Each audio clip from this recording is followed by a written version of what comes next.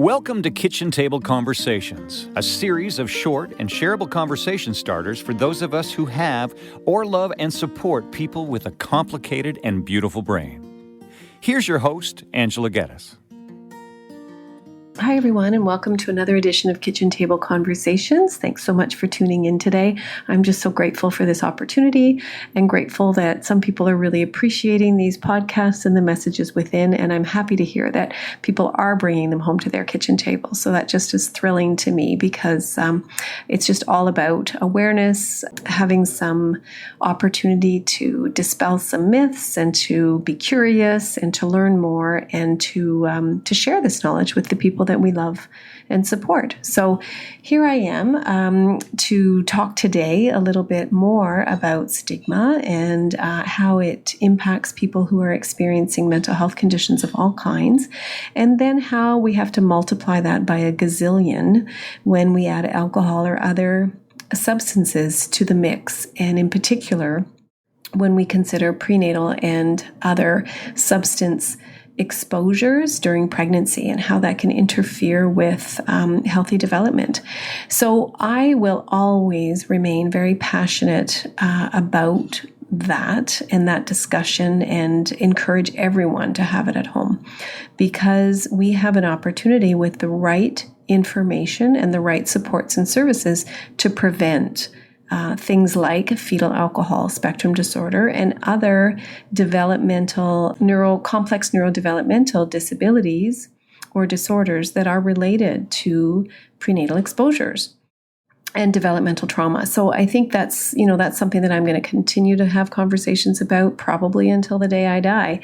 And that's okay, because we have a lot of work to do, and we do understand that our current prevention methods, as good as they are falling short because the incidences of prenatal alcohol exposure are actually on the rise. And I know many people will find that very surprising, but it's true. And it's not because people are deliberately, drinking during pregnancy with the intent to harm.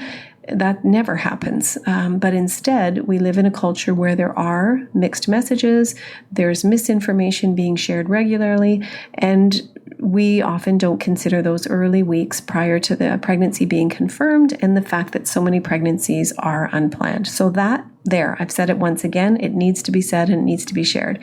But I'm also here to say that in our efforts to build more inclusive service delivery systems and to make sure that people feel safe and feel okay to be able to discuss their alcohol use during pregnancies, there are times when that's going to be really, really, really difficult. And I think that, again, there's no room for blame and shame, but if as a parent you are puzzled by the medical conditions and the complexities in terms of learning and developmental delays and puzzling behaviors and how things are just not making sense at home, and you're doing everything in your power to access services and parenting education and supports and pediatrician appointments, psychologists and testing and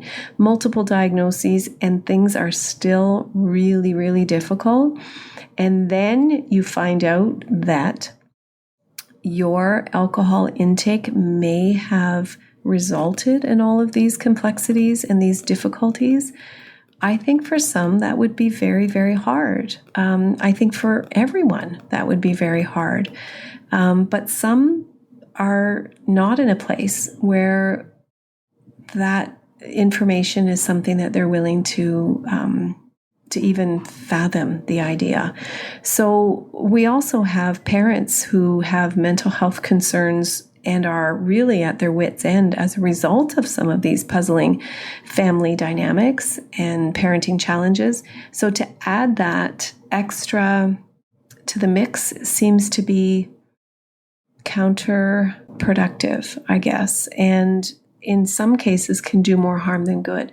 So I'm here to say, why does it matter what causes the problem. I think the most important thing is to acknowledge that there is a problem and that it's complex and it's likely related to a number of things, including developmental trauma, but that it's real and that this is not willful behavior and this is not a result of poor parenting or poor decision making. This is a brain-based condition that needs to be supported as such. And so in my training and in my conversations with a lot of folks, I often say, I really don't care if it's tomato soup, sour milk, or vodka that causes the problem.